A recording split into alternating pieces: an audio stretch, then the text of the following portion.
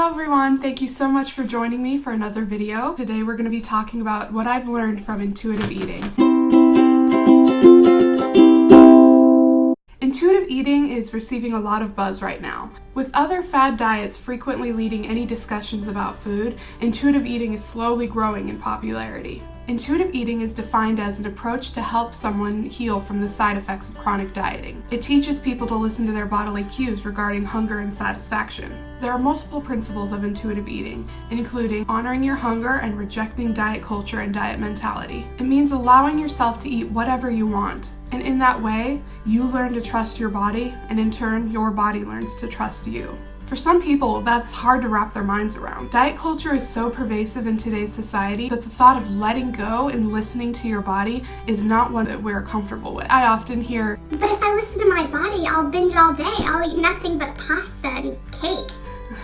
I hear you, but intuitive eating was made for people like us. People who eat food maybe more than we want, feel guilty, and try to make up for it only to fail again. Repeat, repeat, repeat. For years. I've been one of those people all my life. If I stopped trying to restrict my food, I would end up eating everything I had been craving for months. I felt uncomfortable at the concept of intuitive eating, even when I decided I wanted to try it. I kept trying to inflict rules like, "Well, I'll still count calories just in case." I was so afraid of letting go of control. I found out about intuitive eating through a vegan YouTuber, but I didn't know that she was promoting the kind of intuitive eating that isn't really intuitive eating. It was more about restriction. But still, the concept intrigued me. I forgot about it for a while, but then I'd remember it again and think about doing it, but still didn't really know what it was. Then, I don't remember how, but I found out about the book The Fuck It Diet. That book really solidified what intuitive eating was and what it meant to me personally. It felt like it was calling me out, and everything that it said rang true for my own eating patterns. Here's what my eating used to look like.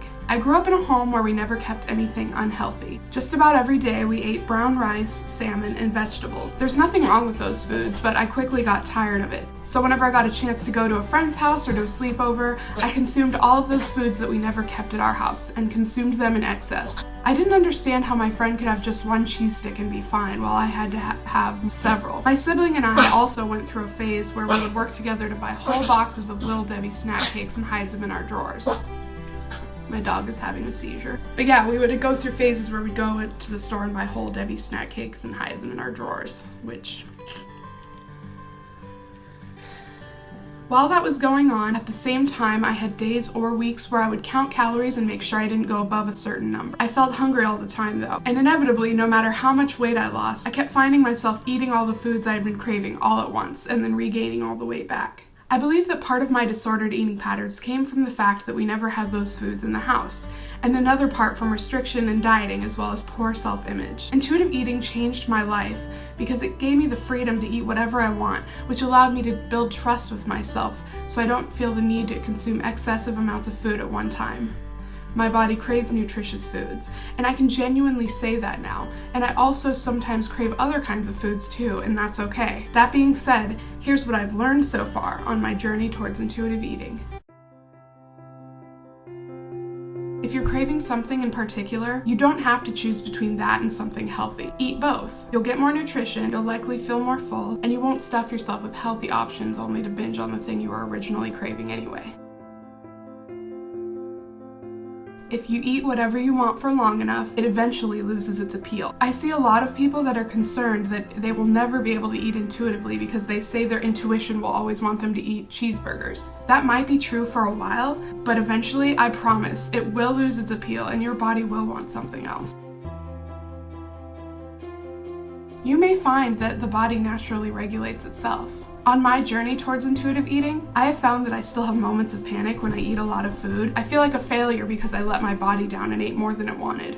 But then I have found that the next day, I'm often not nearly as hungry. Even so, listen to your body. By letting myself eat, I have kept myself from that happening for even longer periods of time and then feeling guilty for feeding myself.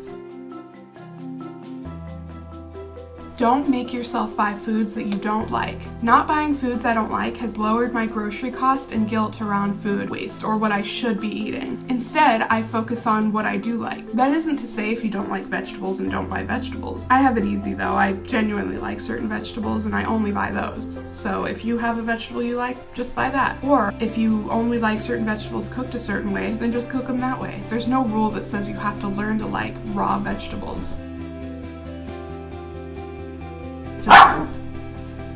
Occasionally, intuitive eating means making the choice that will make you feel the best. If you want chips but don't want to deal with the sick feeling afterwards, then your body is saying that the sick feeling is not worth the chips.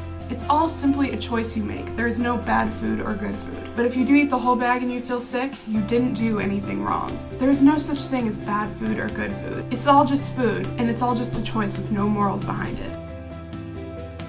If you do genuinely have an eating disorder, like binge eating disorder or anything like that, then seek professional help. It will stop being so hard, I promise. Eventually, you will start knowing your body's signals and you won't have to constantly consider if you are still hungry or getting full. It will become automatic. It does get easier. That being said, there are still some things that I struggle with. If you relate to any of this, it's a long journey to get out. We didn't develop disordered eating patterns overnight, so we won't heal ourselves overnight. In the end, intuitive eating has changed my life in that I'm learning to trust myself. I'm breaking the diet cycle that never gets me anywhere and only leads to guilt and shame. I'm letting go of obsession and negativity and finding the freedom and joy and health that comes with trusting myself. I have posted several links that talk more about intuitive eating down below, so check them out if you want to know more about what it is. Thank you so much for watching this video, and if any of this resonated with you, go ahead and click subscribe for more videos like this, and follow my Instagram at ginger.talks. Thanks for watching, everybody. Bye!